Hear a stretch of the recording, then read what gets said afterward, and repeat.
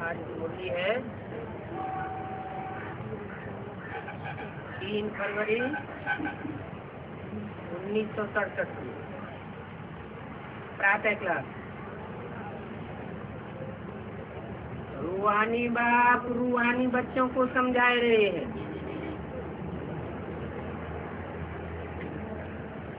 और जो देवधान में बैठे हो उनको नहीं समझा रहे हैं। जो रूहानियत की स्टेज में बैठे हैं उनको समझा रहे हैं। और रूहानी बाप कहाँ से आए हैं?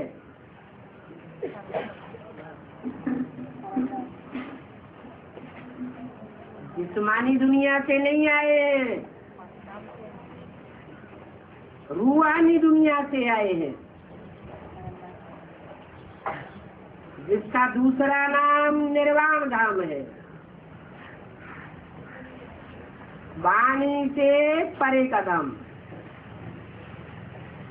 वाणी वहाँ काम नहीं करती, अथवा उसको शांति धाम कहा जाता है।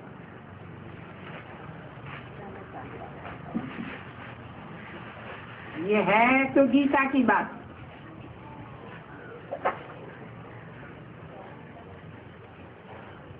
मनुष्यों की बताई हुई गीता में भी लिखा हुआ है, मैं कहाँ का रहने वाला हूँ। न तद्भासयते सूर्यो न शशांको न पावक यद्गत्वा न निवर्तन्ते तद्धाम परमं मम। जहाँ सूरज चांद सितारों का प्रकाश नहीं पहुँचता, जहाँ पहुँच करके आत्माएं फिर स्मृति लोक में वापस नहीं आती, वो मेरा परम धाम है। मैं वहाँ का रहने वाला हूँ। तो गीता की बात है ना। तुमसे पूछते हैं ये ज्ञान कहाँ से आया? बोलो। ये तो वही गीता का ज्ञान है जो पहले महाभारत युद्ध के बीच दिया गया था।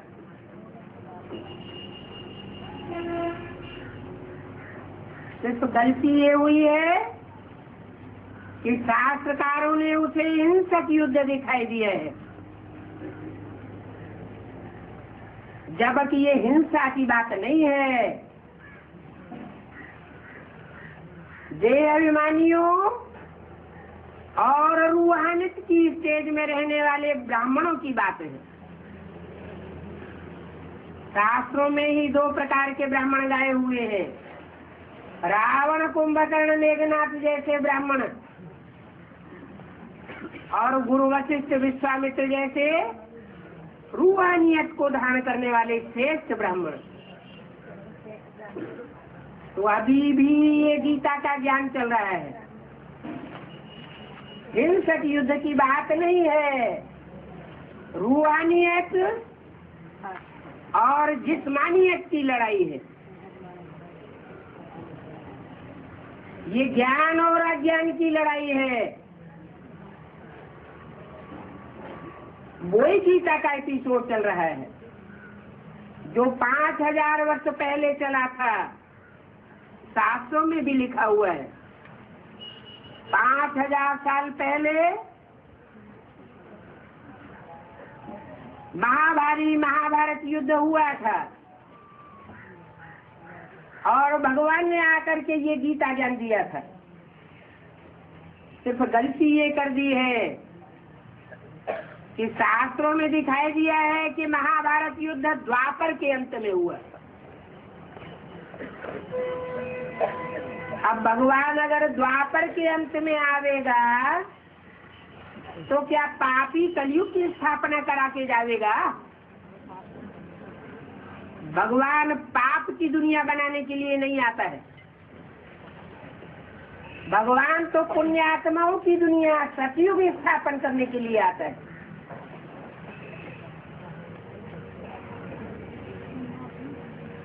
तो ये भूल सुधारनी है। पाप आत्माओं की दुनिया होती है कलयुग, कल है कलेश का युग,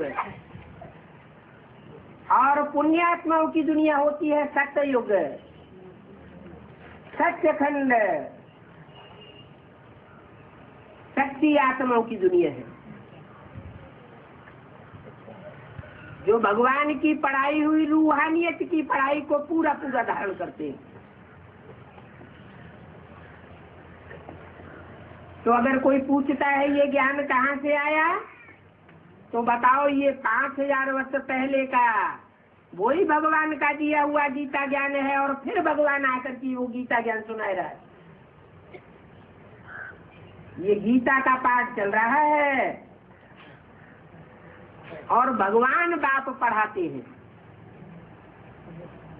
कोई मनुष्य नहीं पढ़ाई पढ़ा रहा है। मनुष्य आत्मा जिनका मन चंचल होता है, मन बस में नहीं होता है, मन विकारी होता है। मनुष्य को विकारी कहा जाता है। विकारी मनुष्य गीता का ज्ञान नहीं सुना सकता। और 2500 वर्ष की हिस्ट्री में अगर मनुष्यों ने गीता का ज्ञान सुनाया भी है तो उससे दुनिया नीचे गिरी है। गीता का ज्ञान गीतापति भगवान ही सुना सकता है, और कोई मनुष्य मात्र नहीं सुना सकता। सुनाता है तो अपनी भी दुर्गति करता है और मनुष्य मात्र की भी दुर्गति करता है। हाँ, जब भगवान आते हैं और भगवान आकर के मुख से जो डायरेक्ट गीता का ज्ञान उच्चारण करते हैं, उस ज्ञान को जो ज्यों का त्यों सुनाते हैं, बिना मिक्स किए हुए सुनाते हैं, न अपनी मनमत मिक्स करते हैं और न मनुष्यों की मनमत मिक्स करते हैं। निस्वार्थ ज्ञान की सेवा करते हैं। वो आत्मा भगवान के प्यारे बच्चे माने जाते हैं। वो श्रीमत पर चलने वाले हैं, सदगति को पाने वाले हैं। भगवान वाची भी है। भगवान तो एक है ना, भगवान अनेक नहीं हो सकते। भगवान को ऊंच से ऊंच कहा जाता है, बापों का बाप कहा जाता है। दुनिया में 500 करोड़ की मनुष्य शक्ति के अलग अलग बाप है।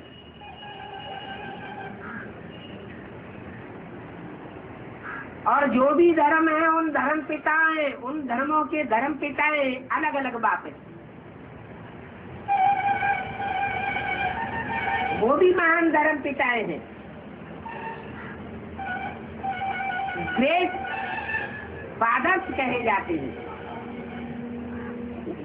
लेकिन उनका भी कोई ग्रेट ग्रेट ग्रैंड फादर है। वो इस सृष्टि पर आया हुआ है।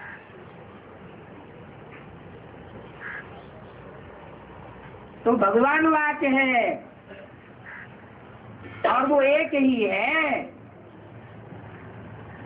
वो शांति का सागर है।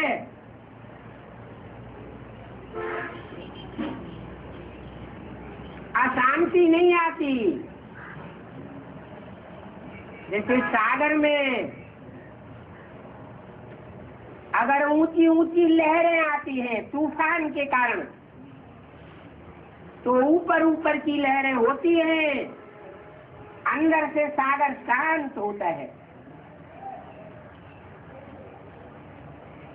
वो ऊंची ऊंची लहरें भी तूफान का मुकाबला करने के लिए होती हैं। बाकी ऐसे नहीं कि जो मायावी तूफान है उनसे ज्ञान सागर बाप घबरा जाता है। नहीं, वो तो है ही शांति धाम का वासी। हम भी शांति धाम के वासी हैं। हम शांति धाम से इस अशांत दुनिया में आते हैं और हमको संग का रंग लगता है। सब आत्माओं को संग का रंग लगता है। वो सुप्रीम सोल बाप ही है जो ऐसा शांति देश का वासी है जिसको संग का रंग नहीं लगता। बात समझाते हैं। ये पतित दुनिया है। पतित दुनिया में सब पतित है, एक भी पावन नहीं। और मैं जब इस सृष्टि पर आता हूँ और पतितों को पावन बनाने के लिए जो राजयोग सिखाता हूँ, उस राजयोग से जो नई दुनिया बनी है उसमें सब पावन देवताएं होते हैं, एक भी पतित नहीं होता।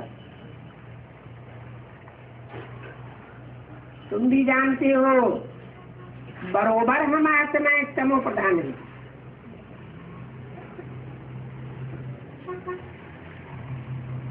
कौन जानते हो? तुम जानते हो, वो नहीं जानते, और कोई नहीं जानते, तुम जानते हो। माने तुम माने कौन? जो सन्मुख बैठे रूहानी बाप के बच्चे हैं, जिनके दिल के अंदर अभी भी जिस्मानी भाव आ रहा है, देभान आ रहा है, उनको नहीं कह रहे। तुम जानते हो बरोबर हम आत्मा तमो प्रधान है।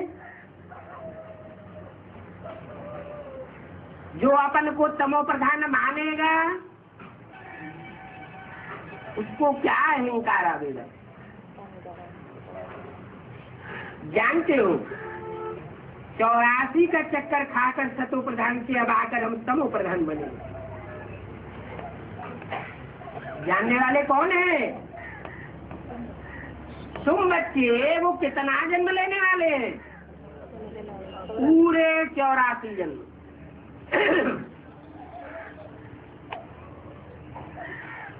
जो 83 जन्म लेने वाले हैं उनों की कुछ न कुछ कलाएं कम हो जाती है।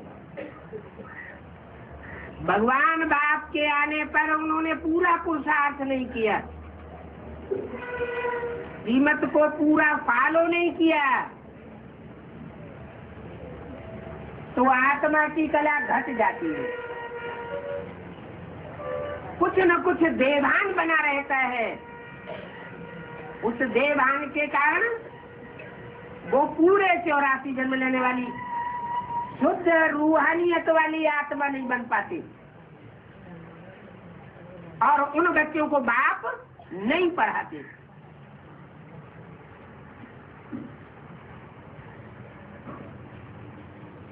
वो बाप से डायरेक्ट पढ़ाई नहीं पढ़ते।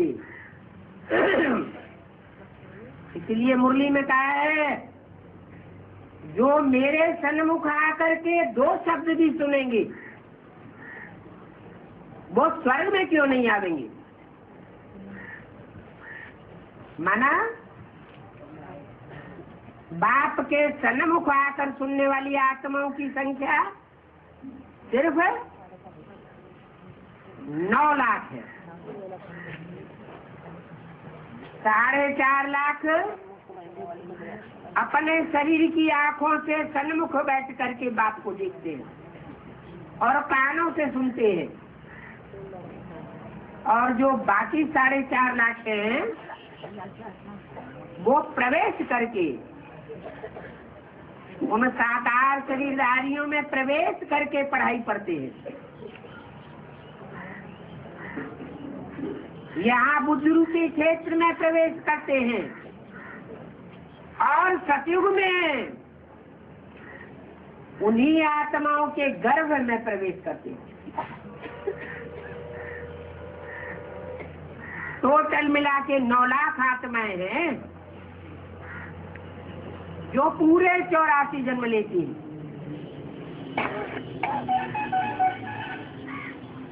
जो बाप के सन्मुख आकर के पढ़ाई पढ़ती है उनको कहा तुम बच्चे। बाकी जो अभी सन्मुख नहीं है बल माउंट आबू में बैठे हुए अव्यक्त बाप दादा के सामने बैठ करके पढ़ाई पढ़ते हैं, वो उन 84 जन्म लेने वालों की लिस्ट में नहीं आ सकते, क्योंकि वो सन्मुख आए हुए बाप को नहीं पहचानते। तुम जानते हो कि हमने पूरे 84 जन्मों का चक्कर खाया है। 84 जन्मों में शुरुआत में हम सतो प्रधान देवता थे और अभी तमो प्रधान बने।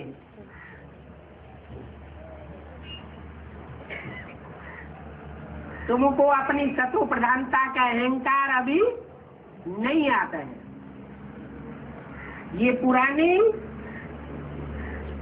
अथवा कलयुग की दुनिया है।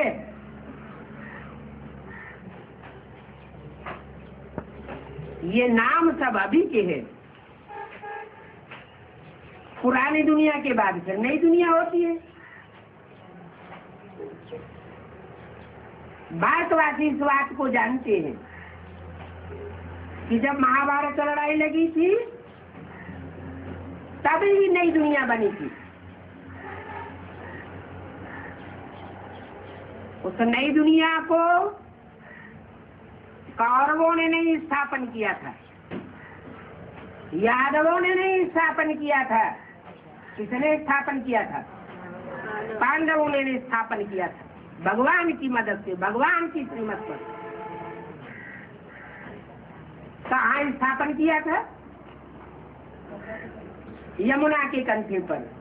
शास्त्रों में उस स्थान का नाम क्या दिया हुआ है? धर्मराज युधिष्ठिर ने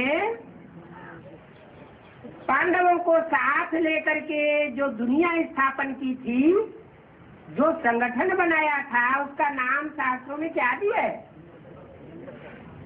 जोर से बोलो। इंद्रप्रस्थ। नाम क्या दिया? इंद्र। इंद्र माना राजा। बरसात बरसाने वाले को देवताओं का राजा के रूप में दिखाया हुआ है ज्ञान की बरसात। तो जब ये महाभारत लड़ाई लड़ी थी तब पांडवों ने इंद्रप्रस्थ नगरी की स्थापना की थी दिल्ली में। वो यादगार पांडवों का किला टूटा फूटा अभी भी बना हुआ है।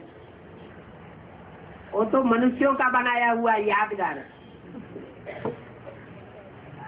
भगवान आकर के हम बच्चों से कोई स्कूल में अलमारियों वाली दुनिया नहीं बनवाते हैं। ऐसे नहीं कि भगवान आकर के माउंट आबू में ईंटों का सुखधाम और शांति धाम बनवाते हैं। नहीं, ये तो चैतन्य दुनिया के संगठन की बात है, जिसका नाम रखा गया इंद्रप्रस्थ।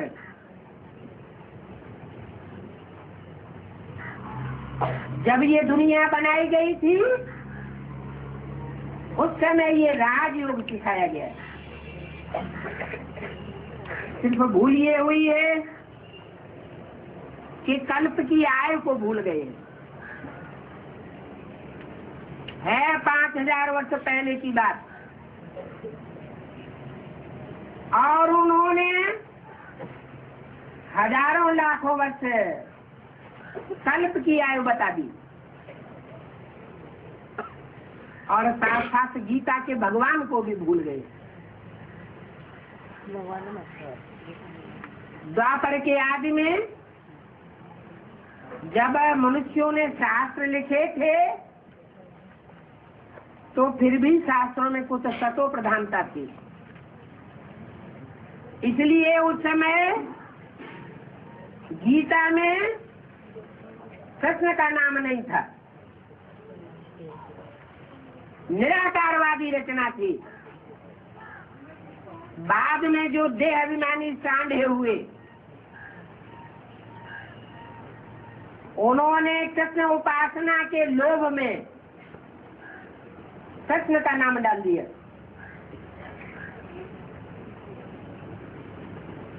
और वो अभी भी शूटिंग करते हैं।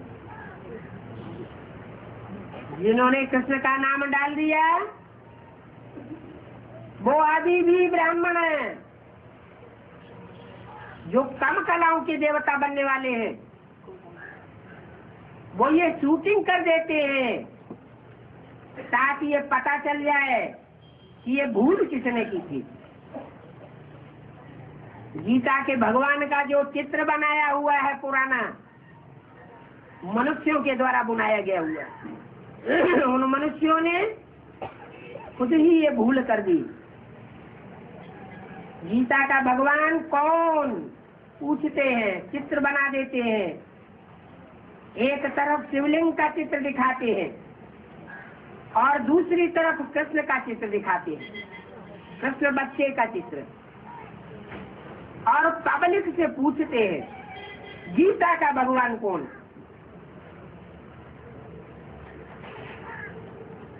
बच्चा कृष्ण या बाप शिव ज्योति बिंदु? अरे शिव ज्योति बिंदु गीता का ज्ञान कैसे सुना देगा? और कृष्ण के लिए कहते हो कि कृष्ण गीता का भगवान नहीं है, तो गीता का साकार में भगवान कौन है? कृष्ण की आत्मा इस समय कौन है? जिसने सन 68 में शरीर छोड़ दिया, 68 में, उसका नाम क्या है? दादा लेखराज ब्रह्मा। तो गीता का साकार भगवान कौन हुआ? जिसके मुख से गीता ज्ञान सुनाया गया। कोई भी बच्चा बुद्धि होगा वो भी समझ लेगा कि ये गीता का भगवान किसको साबित करते हैं।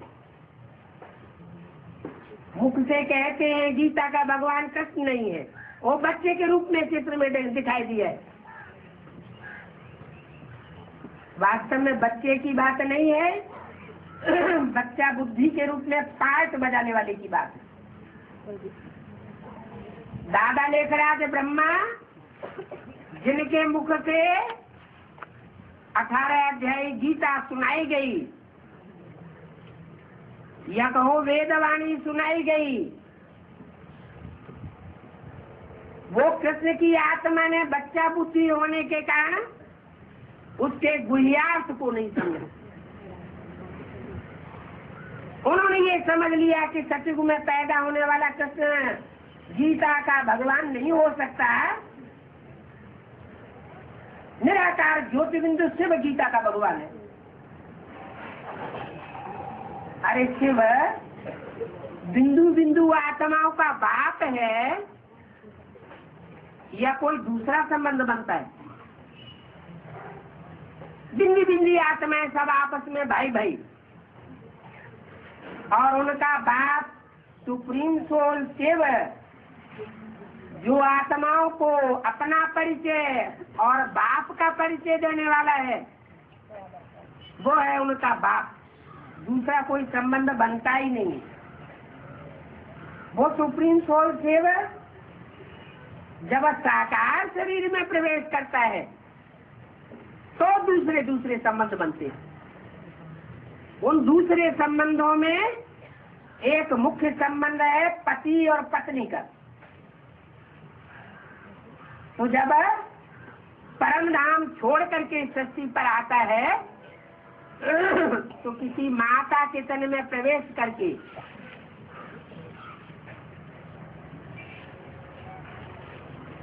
वो दादा लेखराज के साक्षात्कारों की बात सुनाता है।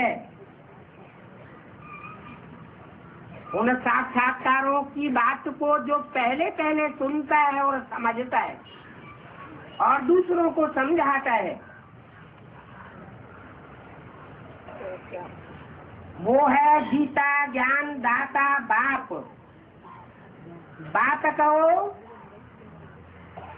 अथवा गीता पति कहो, क्योंकि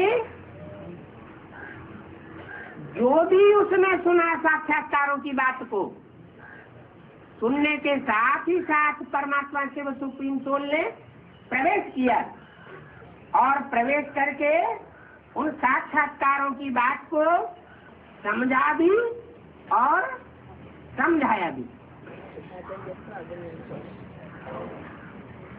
ज्ञान को समझना और समझाना ये है भक्ति मार्ग, और सिर्फ सुनना और सुनाना ये है भक्ति मार्ग। भक्ति मार्ग में होता है सिर्फ सुनना सुनाना, समझना समझाना नहीं होता। समझने समझाने को ही ज्ञान कहा जाता है, और जो समझेगा वो ही धारण कर सकेगा। जो पूरा समझेगा नहीं वो धारण भी नहीं कर सकता। तो गीता माता के द्वारा सिर्फ सुना गया और सुनाया गया। वो हुआ जैसे भक्ति मार्ग का फाउंडेशन डालने वाली भक्ति माता गीता माता। शास्त्रों में भी भक्ति का बड़ा गायन है।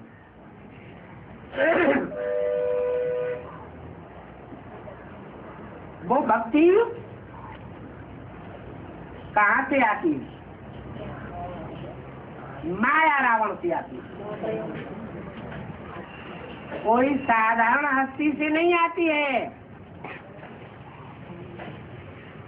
सुप्रीम सोल भगवान शिव इस सृष्टि पर आता है तो सर्वशक्तिवान बन के आता है, और जब आता है तो जो पहली पहली आत्मा पहले पहले सरेंडर होती है मन बुद्धि से, वो कौन आत्मा होती है? माया देवी।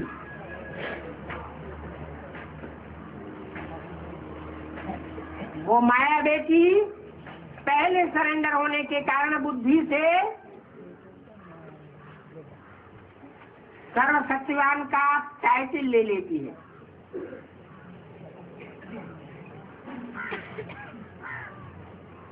एक साकार शरीरधारी के रूप में सर्वशक्तिवान बाप, और फिर माया बेटी भी निकलती है। वो भी माया बेटी सर्वशक्तिवान बाप का टाइटल ले लेती है। बाप नहीं कहा जाता, उसको कहा जाता है माया बेटी या माया मौसी। बेटी इतनी पावरफुल बनती है कि वो माँ को भी अपने कब्जे में ले लेती है, अपनी रचना बना लेती है। इसलिए माया रावण से आती है भक्ति और राम बाप से आता है ज्ञान। ज्ञान है समझने समझाने की चीज, और भक्ति है सिर्फ सुनने और सुनाने की चीज। समझना कुछ भी नहीं होता। तो गीता कौन है? गीता माता कौन है? और गीता माता का गीतापति भगवान कौन है? ये भूल गए हैं। यज्ञ के आदि में भी वो गीता माता भी मौजूद थी और गीतापति भगवान भी मौजूद था। क्या गड़बड़ हुआ? गीता माता को माया बेटी ने अपने कब्जे में ले लिया।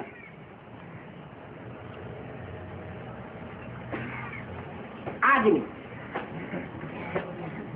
और जो भी मायावी धर्म थे और मायावी धर्मों के फॉलोअर्स ब्राह्मण थे, जो जन्म जन्मांतर दूसरे धर्मों में कन्वर्ट होते रहे हैं, वो सब माया की चक्करी में आने वाले हैं। आदि में भी माया की चक्करी में आए और माया ने उन्हें गीता माता की गोद में डाल दिया।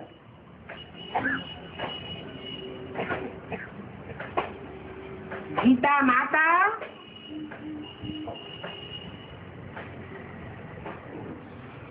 अगर माता है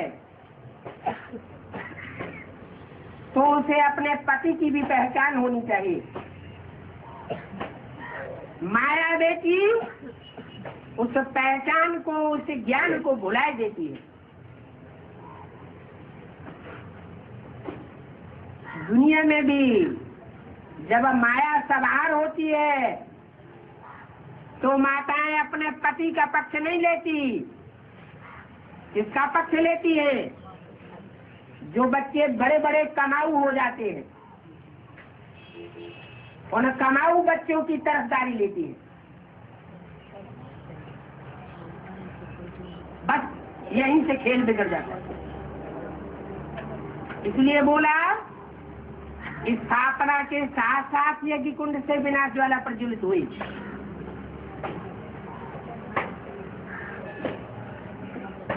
माता अपने पति को भूल गई और कृष्ण बच्चे को, जो दादा लेखराज की आत्मा थी यज्ञ के आदि में, वो गीता का भगवान बनकर के बैठ गई। सन 47 से प्रत्यक्षता भी हो गई।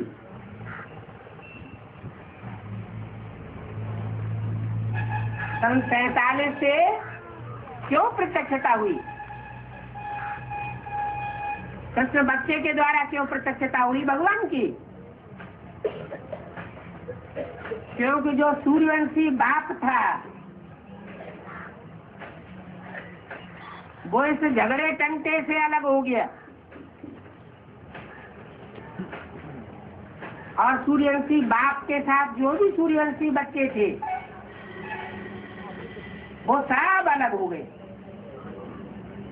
और दूसरे दूसरे धर्मों की जो आत्माएं थी, इस्लामी, बौद्धि, क्रिश्चियन आदि, जो जन्म जन्मांतर कन्वर्ट होने वाली भारत की पथ को गंवाने वाली आत्माएं थी, भारतवासियों को धोखा दे करके दूसरे देशों में जाने वाली आत्माएं थी, वो यज्ञ के अंदर रह गई और उन्होंने गीता माता की गोद में परवरिश लेना शुरू कर दिया।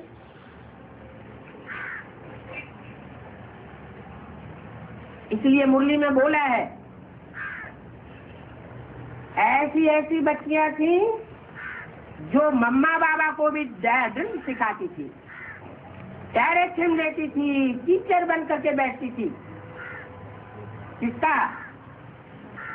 मम्मा बाबा, माना ओम राधे मम्मा, और दादा लेखराज ब्रह्मा का भी टीचर बन करके बैठी।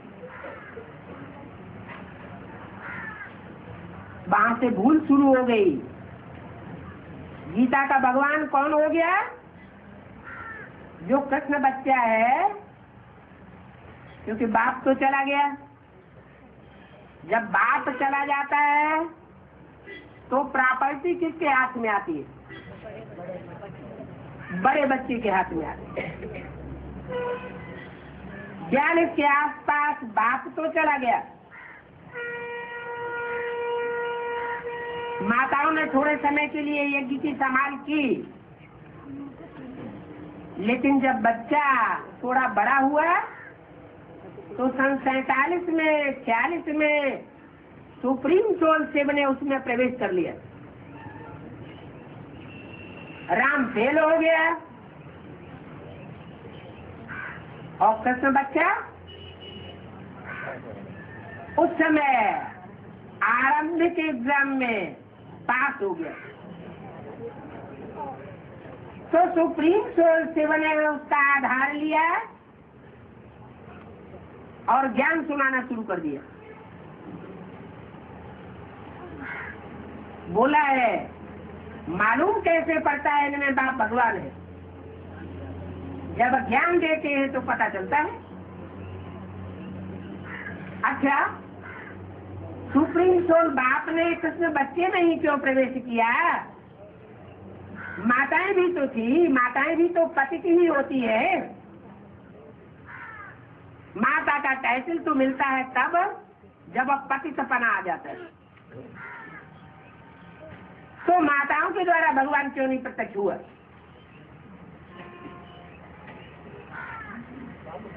है? नहीं, वो माताएं भी यज्ञ के आदि में निमित्त थी गीता ज्ञान देने के।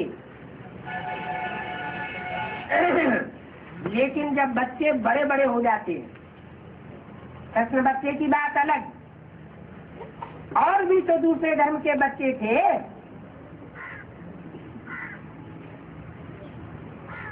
उन बच्चों ने उस माता के वर्चस्व को धीरे धीरे समाप्त करना शुरू किया। रिजल्ट ये हुआ कि वो माताएं भी कारण अकारण यज्ञ छोड़ करके चली गई। राम फेल हुआ तो राम के साथ साथ सीताएं भी फेल हो जाती। भक्ति मार्ग में 2 प्रकार की सीताओं का गायन है। रावण जब सीता का हरण करने के लिए आया तो राम ने सीता असली को छुपाए दिया। बोला, तुम पावक में करो निवासा, तब लगी करो निशाचर नासा। असली सीता से बोला, पावक माने अग्नि, योगाग्नि में तुम निवास करो, तब तक मैं इन निशाचरों का, दुष्टों का ज्ञानवानों से संहार करता हूँ। तो असली सीता को छुपाए दिया गया, माया नहीं। और सोने की सीता, मैटेरियल सीता को मूर्ति बना करके रख दिया गया। रावण आया तो सब सोने की सीता को उठा के ले गया। सोना माने सच्चाई, लेकिन जड़ बुद्धि। प्रकृति का रूप होता है जड़त्वमयी। तो दोनों सीताएं यज्ञ के आदि में थी कंट्रोलर, और इन आतताई विधर्मियों के प्रकोप से यज्ञ छोड़ करके उनको जाना ही पड़ा। बाद में शरीर छूट गया होगा। मुरली में भी बोला है, जब पाकिस्तान बना तो तुम्हारा जन्म भी हुआ ना, तो सन 47 में पाकिस्तान बना।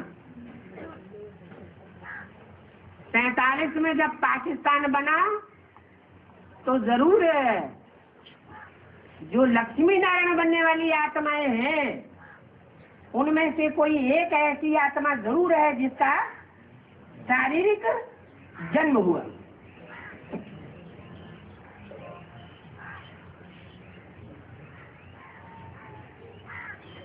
तो उनमें एक हो गई सीता और एक हो गई राधा। सीताएं अनेक हो सकती है, तुम सब सीताएं हो, लेकिन राधा एक ही होती है। राधा एक क्यों होती है? उसने कौन से विरुद्ध का पालन किया जो राधा एक हो गई और सीताएं अनेक हो गई? एक इसलिए होती है कि उसने विरुद्ध का पालन किया, एक शिव बाबा दूसरा न कोई। और जो भी आत्माएं हैं वो इस विरुद्ध से कुछ न कुछ पीछे हट जाती है परसेंटेज में, इसलिए उनका गायन नहीं होता। क्या? राधा के रूप में, सीताओं के रूप में गायन हो सकता है। तुम सब द्रौपदियां हो, पाशुपति बनाने वाली, वो हो सकता है, लेकिन राधा नाम नहीं हो सकता। तुम सब पार्वतियां हो, ये भी बोल दिया, क्योंकि पार्वती के लिए भी कथा आती है कि वो राम की परीक्षा लेने के लिए माता बन करके नहीं, वो जन्म स्त्री रूप धारण करके, सुंदर स्त्री रूप धारण करके उनके सामने गई और राम ने उनको माता कहकर के पुकारा। बातें तो सभी यहाँ की हैं। तो यज्ञ के आदि में जो गीता माता थी, उस गीता माता का वास्तव में भगवान कौन था? सन 47 में जब परमात्मा शिव ने प्रवेश किया दादा लेखराज ब्रह्मा में, तो सारा भूल गए कि गीता का भगवान कौन। क्या बैठ गया गीता का भगवान? कृष्ण वाली आत्मा बन गई। शूटिंग यहाँ होती है, यज्ञ के आदि में ही ये शूटिंग हो चुकी थी। अब कृष्ण को तो गॉड फादर नहीं कह सकते हैं। क्यों? कृष्ण को गॉड फादर इसलिए नहीं कहते हैं क्योंकि कृष्ण का गायन बच्चे के रूप में ज्यादा है, नौजवान के रूप में कृष्ण का गायन सिर्फ भूल से गीता का भगवान बना देने के कारण हुआ है। कृष्ण बच्चा अर्थात बच्चा बुद्धि का पार्ट बजाने वाला। जैसे सन 66 में मुरली में घोषणा की 10 वर्ष के अंदर पुरानी दुनिया का विनाश हो जाएगा और नई दुनिया की स्थापना हो जाएगी, तो कृष्ण बच्चे ने और उनकी सरपरस्ती में जो भी ज्ञान लेने वाले ब्रह्मा कुमार कुमारी थे, उन्होंने क्या समझा है? स्थूल विनाश सन 76 में हो जाएगा, सारी दुनिया 500-700 करोड़ की खलास हो जाएगी और लक्ष्मी नारायण का राज्य आ जाएगा।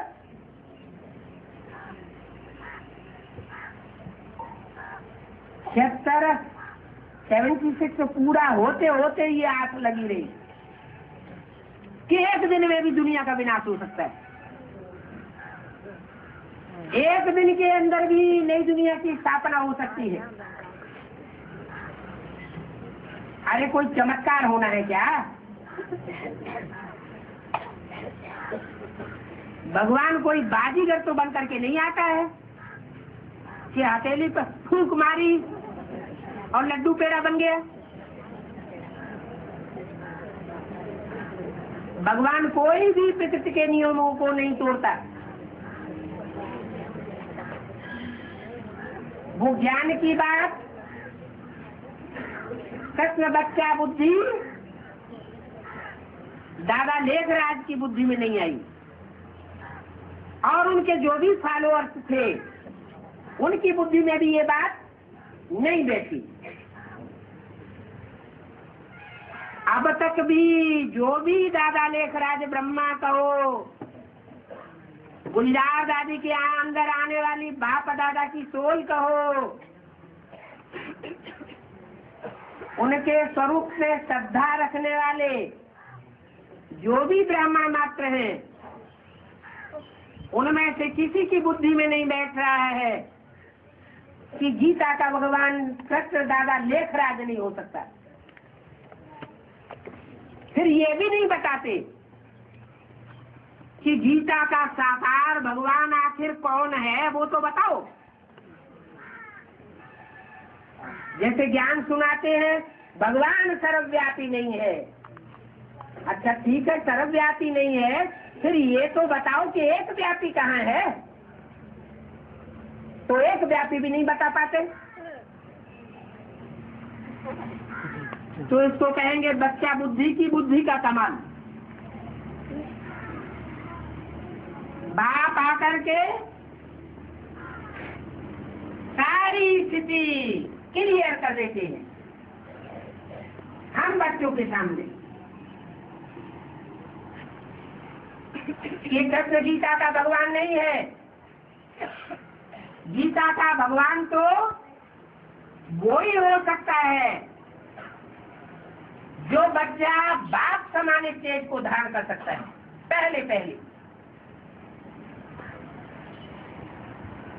पहले नंबर को अर्जुन कहा जाता है, जो होते तो अर्जुन कहा जाता है।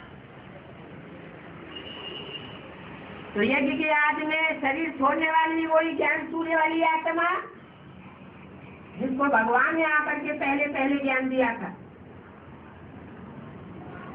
वही आत्मा दोबारा ब्रह्मा बाबा के शरीर छोड़ने के बाद यज्ञ में आती है। 6-8 वर्ष अंतराल का टाइम लगता है और दूसरी मूर्ति के रूप में प्रत्यक्ष हो जाती है। जिस मूर्ति के लिए ये गायन है, भक्ति मार्ग में ये मान्यता है कि शिव शंकर एक है।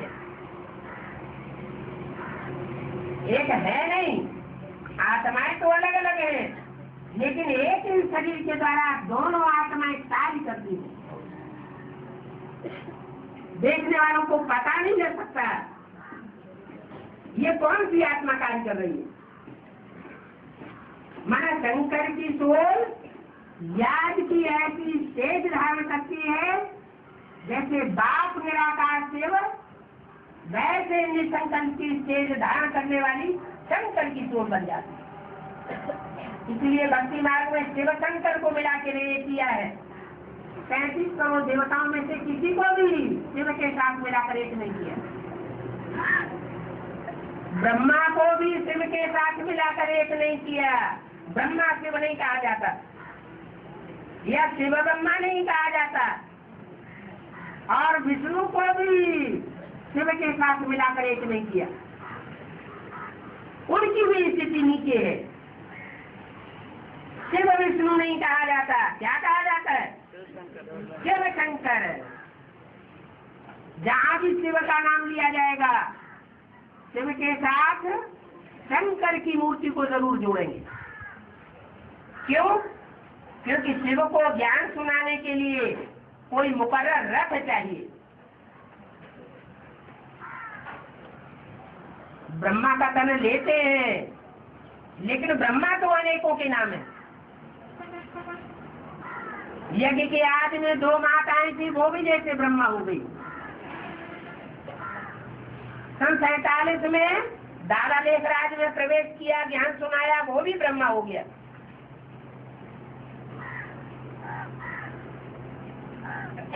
लेकिन ज्ञान का बीजारोपण किसके द्वारा हुआ?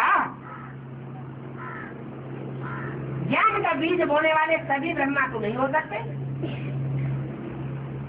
वो ज्ञान का बीजारोपण करने वाला वो प्रजापति का ब्रह्मा कहा जाता है। वही प्रजापति का ब्रह्मा जिसने यज्ञ की याद में ज्ञान का बीजारोपण किया गीता माता में या दूसरी माता में, वही आत्मा संक्षेत्र में बाप के रूप में प्रत्यक्ष हो जाती है, जिसके लिए अव्यक्त वाणी में बोला है संक्षेत्र 76 को कहेंगे बाप का प्रत्यक्षता वर्ष। ऐसे नहीं कि संक्षेत्र से पहले बाप को प्रत्यक्ष करने की कभी सेवा नहीं हुई थी, या सन 77 के बाद बाप को प्रत्यक्ष करने की कभी सेवा नहीं हुई थी।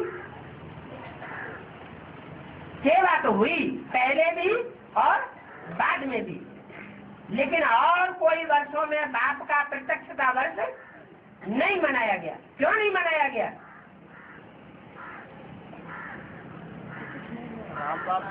क्योंकि राम वाली सोल के अंदर सुप्रीम सोल बाप बन करके 76 में ही प्रत्यक्ष हुआ ब्राह्मणों की दुनिया के बीच में। और जो विदेशी ब्राह्मण थे उन विदेशी ब्राह्मणों ने ही बाप को पहचाना। विदेशी बाप को प्रत्यक्ष करते हैं तो बाप 76 में प्रत्यक्ष हुआ। कहाँ प्रत्यक्ष हुआ? जमुना के कंठे पर दिल्ली में प्रत्यक्ष हुआ। दिल्ली में ही राजधानी स्थापन होनी है, दिल्ली में ही कृष्ण का जन्म होना है। बाप आते ही हैं, कब्रिस्तान दिल्ली को खलास करके नई पाकिस्तान की दुनिया दिल्ली को बनाने के लिए। तो 76 में बाप प्रत्यक्ष हुआ और ब्राह्मणों की दुनिया के अंदर ही प्रत्यक्ष हुआ। ऐसे नहीं बाहर वाली दुनिया ने पहचाना। तो बोला कि आत्मा हमारी कहती है कि गॉड फादर तो एक ही है, वो निराकार है। निराकार का मतलब लगा देते हैं बिंदु। अरे वो तो सभी आत्माएं ज्योति बिंदु है, सभी निराकार है। कीड़े पशु पक्षी सभी तो निराकार है, सभी की आत्मा निराकार है। फिर खास एक बिंदु को निराकार करने कहने का क्या मतलब हुआ? वो ज्योति बिंदु शिव निराकार, निराकारी धाम को छोड़ करके सृष्टि पर आता है तो भी निराकारी स्टेज में रहता है, उसको संग का रंग नहीं लगता। इस बात से साबित होता है कि वो निराकार। कोई कहे कि आप धर्म पिताएं निराकार नहीं आते हैं, इब्राहिम बुद्ध क्राइस्ट गुरु नानक ये इनकी निराकारी स्टेज नहीं होती है क्या? होती है, क्योंकि वो भी महान पिताएं हैं। अगर सुप्रीम सोल बाप सृष्टि पर आकर के ऊंच से ऊंच भगवान का पाठ बजाता है तो नंबरवार भी इस दुनिया में भगवान के रूप में प्रत्यक्ष होने वाले कोई धर्म पिताएं भी हैं, लेकिन वो सुप्रीम सोल जैसा भगवान का पाठ नहीं बजा सकते। एक जन्म जिसमें वो प्रवेश करते हैं, उस स्थिति में उस जन्म में वो निराकारी स्टेज धारण करते हैं, वो भी थोड़े समय के लिए। और थोड़े समय में ही उनको उस देहधारी का संग का रंग लगता है और निराकारी स्टेज उनकी खलास हो जाती है।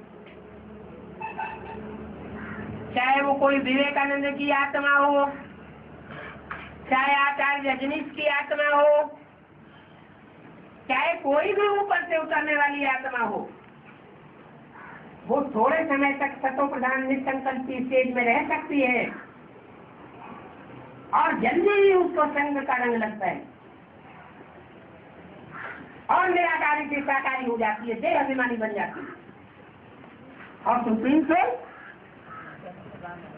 सुप्रीम सोल जब इस सृष्टि पर आकर के बाप के रूप में प्रत्यक्ष होता है तो आदि से लेकर के अंत तक जब जब भी बच्चों में पाठ बजाता है, क्योंकि एक तो मुकर्रर रथ है, बाकी 108 रुद्रमाला के मणके हैं, जिन रुद्राक्ष में भक्ति मार्ग में दिखाते हैं मुख लेने की यादगार मुख बने हुए हैं। उनका मुख टाइम टू टाइम शिव ने लिया है। तो जिन बच्चों में भी वो प्रत्यक्ष होता है, अल्पकाल की नहीं उनकी निराकारी स्टेज जरूर बनती है, लेकिन सदा काल की नहीं बन सकती। जब शिव प्रवेश करके कार्य करता है तो निराकारी स्टेज, जब प्रवेश नहीं होता है तो साकारी स्टेज। प्रजापिता ने मुकर्रर बताया हुआ है। मुकर्रर का मतलब ऐसे नहीं है कि हर समय सवारी करता है। भक्ति मार्ग में भी दिखाते हैं कि बैल पर शंकर सवार करता है, सवारी करता है और शंकर में शिव प्रवेश करता है। तो सदा काल प्रवेशता की बात नहीं है। जब ज्ञान सुनाता है उस समय की बात है, जब दृष्टि से सृष्टि सुधारता है उस समय की बात है। बाकी तो उनसे दूसरे बच्चों में भी प्रवेश करके सेवा का कार्य कर रहा है, जो अभी भी कर रहा है। तो निराकार केवल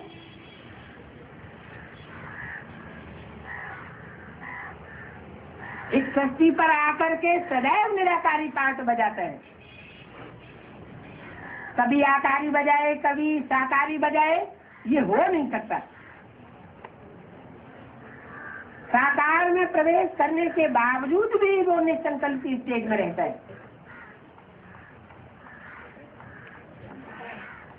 तो वो निराकार बाप कहते हैं, साकार शरीर में आकर कहते हैं। निराकारी स्टेज बच्चों के सामने प्रत्यक्ष करके कहते हैं, बच्चे मुझे याद करो। तो ऐसे निराकारी स्टेज वाले बाप को जो याद करेंगे उनकी स्टेज कैसी बनेगी? संग का रंग तो लगेगा। निराकार को याद करेंगे तो निराकारी स्टेज बनेगी। देवानी को याद करेंगे तो देवानी की स्टेज बनेगी। बात कहते हैं कि मैं निराकार सदगुरु अकाल मूर्त कहा जाता हूँ, मैं ही पतितों को पावन बनाने वाला हूँ। क्यों? पतितों को पावन बनाने वाला ऐसा चाहिए जिसको पतितों के संग के रंग में आने पर भी पतित पने का संग रंग न लगे। और मनुष्य मात्र को संग का रंग लगता है, बाप को संग का रंग नहीं लगता। तो मैं ही पतित पावन हूँ, पतितों को पावन बनाने वाला हूँ। और जो भी साकार मनुष्य सृष्टि में साकार शरीरधारी है, वो जब संग के रंग में आते हैं या एंटी सेक्स के संग के रंग में आते हैं तो उनको संग का रंग लगता है और उनकी याद आने लग पड़ती है। याद आएगी, पतित को याद करेंगे तो क्या बनेंगे? पतित बनेंगे। मुझे बुलाते हैं ना, ये पतित पावन आओ, तो जरूर पतितों को पावन कभी बनाया है, इसलिए बुलाते हैं। कृष्ण तो देहधारी है, देह का भान रखने वाला है। इसलिए जो निराकारी दुनिया बनती है,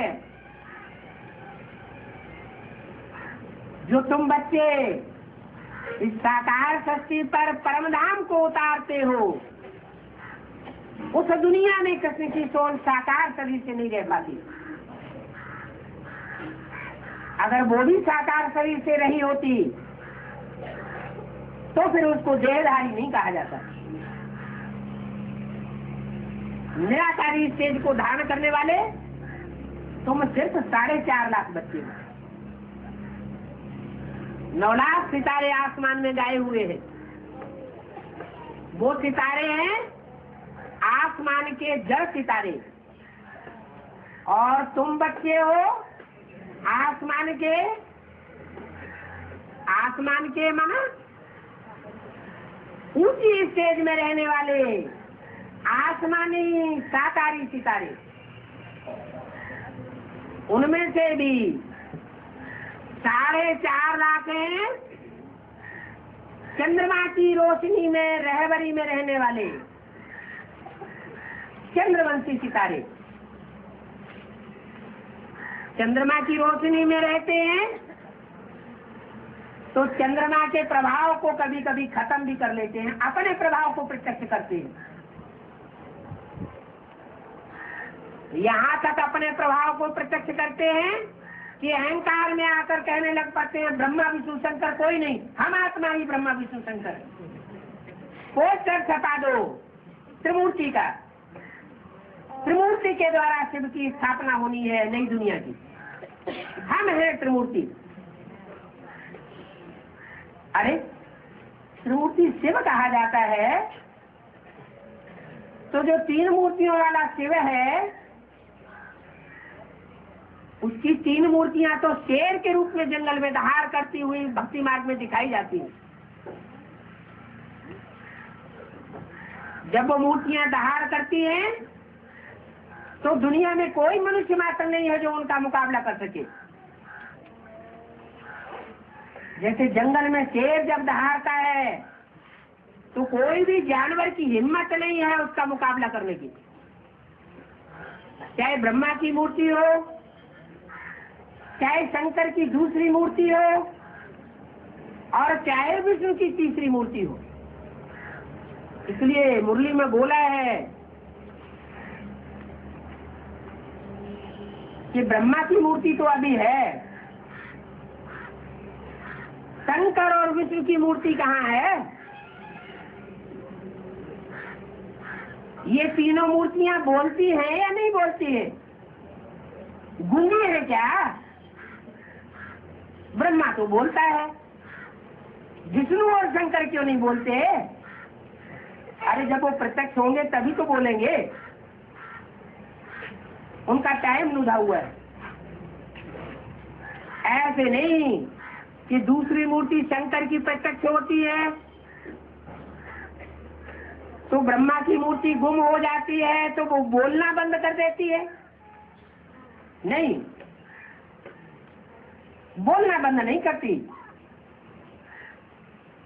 एक ही शरीर के द्वारा दोनों आत्माएं बोलने का कार्य करती है। ब्रह्मा की सोल उर्फ कृष्ण की सोल अभी भी पढ़ाई पढ़ने का कार्य कर रही है। उसकी पढ़ाई पूरी नहीं हुई, उसकी बुद्धि में अभी भी बैठा हुआ है गीता का भगवान कृष्ण मैं ही हूँ साकार में, और साकार में गीता का भगवान कोई नहीं हो सकता। जिस घड़ी उनकी बुद्धि में ये बैठ जाएगा कि गीता का भगवान निराकार शिव शंकर भोलेनाथ है, उस समय वो माउंट आबू में गुलजार दादी में प्रवेश करने के लिए नहीं जाएगा।